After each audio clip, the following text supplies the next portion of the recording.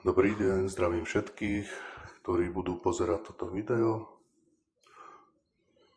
Bol som na takom menšom nákupe, nie je toho veľa. Kúpil som len to, čo momentálne potrebujem na dnešok. A rozhodol som sa, že pre vás natočím také kratšie video. Možno to niekoho bude zaujímať, aké ceny sa pohybujú v Belfaste, v Anglicku. Tak poďme na to, nebudem vás zdržovať.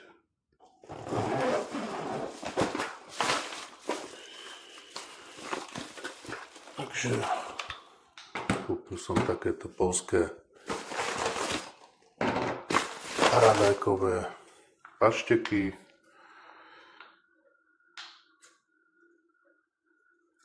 Poľský tovar, jedna má 100 gramov.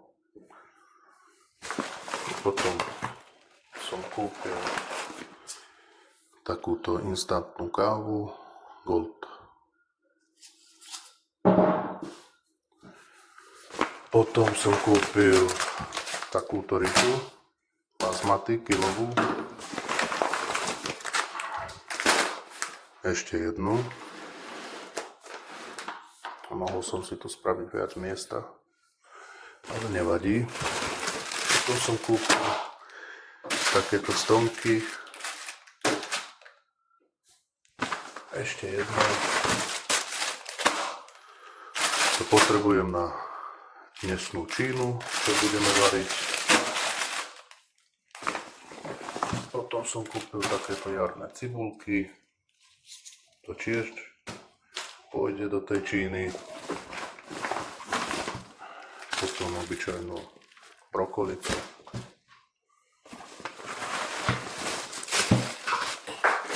Mrkvu. Ja neviem, koľko to má kilová. Tu ešte obyčajnú kávu Family Classic Polskú Naturka. A takéto papaníčko. Bolo ešte jedno, ale už není. Už sa spapalo. Takže toto je celý ten dnešný nákup. Není toho nič moc.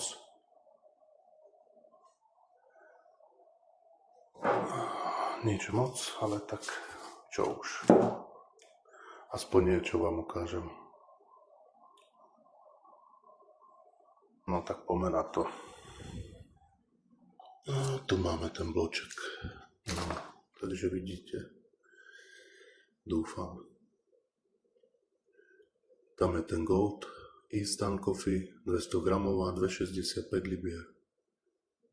Family, to je tá káva Naturka 250 gramová 3,25 libier. Potom je tam tá ryža kilová, jedna stála 1,79, spolu 3,58. Potom je tam toto papaníčko, tie špagety bolognese baby 2,80. Jedno stálo 1,40. Potom sú tam tie podlasky chicken paste, no to je tá pašteka, kuracia a paradajková, to ako toto. No, kura a paradajka, 2,60. Jedna stála 65 centov. Tesco brokolica 375 gramov, 82 centov. Potom tu máme Tesco Carrots, to je mrkva kilo, 69 centov. Potom tam máme tie stonky, jedno stálo 90 centov, spolu 1,80. Keby som použil Clubcard, čo som použil, som aj zabudol, tak jedno stálo 75 centov. No a potom je tam, čo to je? Ja tie cibulky jarné, jedna stála 69 centov. Spolu 19,27. Dosť, si myslím, nie? Ako je to u vás? Ako je to u nás doma na Slovensku? Už som nebol strašné roky a ani netuším, aké ceny sa tam pohybujú teraz v Tesku. Skúste mi napísať, koľko by som za toto zaplatil na Slovensku. Iba tak zo zvedavosti.